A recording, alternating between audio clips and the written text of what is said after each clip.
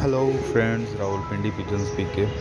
आज मैं तमाम दोस्तों को बताऊंगा जी कि डेड इन सेल कैसे होता है, और उसमें मेन रीज़न और मेन वजूहात जो होती हैं वो अक्सर जो ब्रीडर होता है, जो जिसके पास परिंदे होते हैं, जिसने रखे होते हैं, उसकी गलती होती है।